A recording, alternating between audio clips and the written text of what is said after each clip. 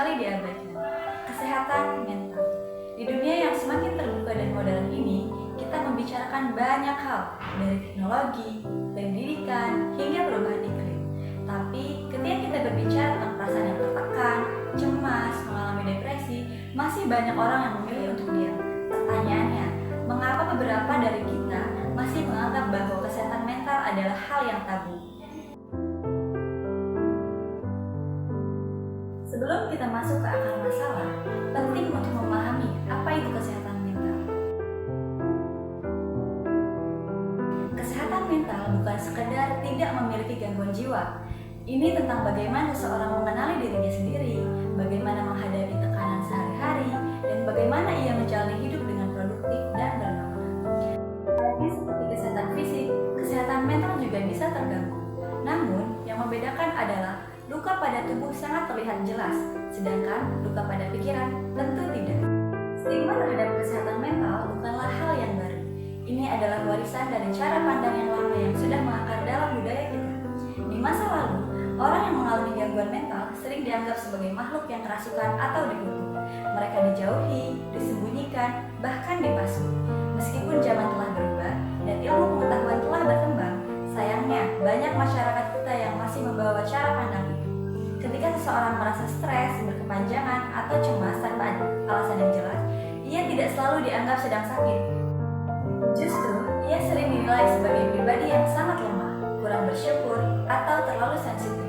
Label-label seperti itu yang dapat membentuk tembok yang tinggi, membuat banyak orang enggan membuka diri, bahkan pada orang terdekatnya. Akibat dari stigma ini sangat nyata. Banyak orang memilih untuk diam. Mereka menyembunyikan perasaan yang tidak tertahankan hanya karena takut dipandang aneh. Ada yang ragu untuk berbicara karena khawatir dan ditolak atau dianggap drama.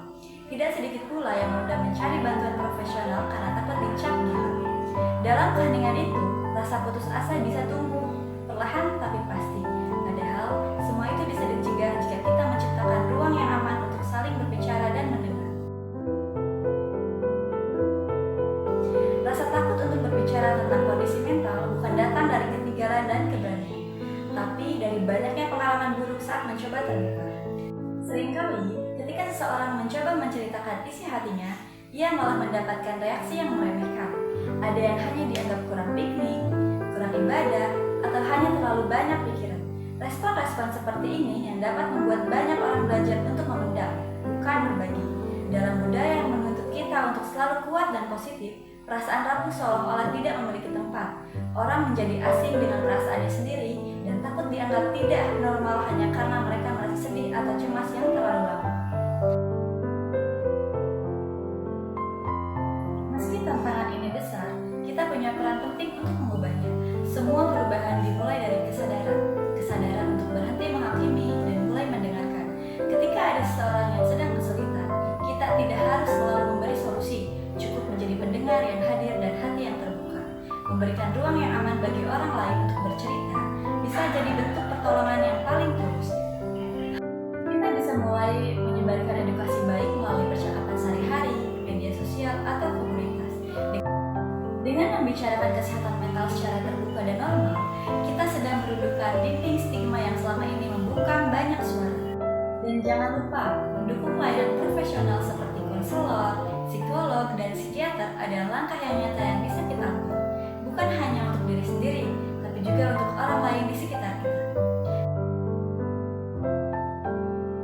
Kesehatan mental bukan kelemahan, ia bukan aib. Ia adalah bagian dari hidup kita yang layak dijaga dan dirawat. Semua orang berpotensi mengalami tekanan dan luka batin, dan semua orang berhak mendapatkan ruang untuk pulih. Membuka diri bukan tanda bahwa kita lemah, melainkan bukti bahwa kita berani dan ingin sembuh. Dan jika kamu sedang berjuang hari ini, ingatlah satu hal, kamu tidak sendiri. Ada harapan, ada pertolongan, ada orang-orang yang peduli. Mari kita hentikan stigma, mulai dari diri sendiri dengan penuh empati dan keberanian. Terima kasih telah menonton video ini. Jangan lupa untuk membagikan video ini agar semakin banyak orang yang tahu kesehatan mental itu nyata dan penting untuk diperjuangkan. Wassalamualaikum.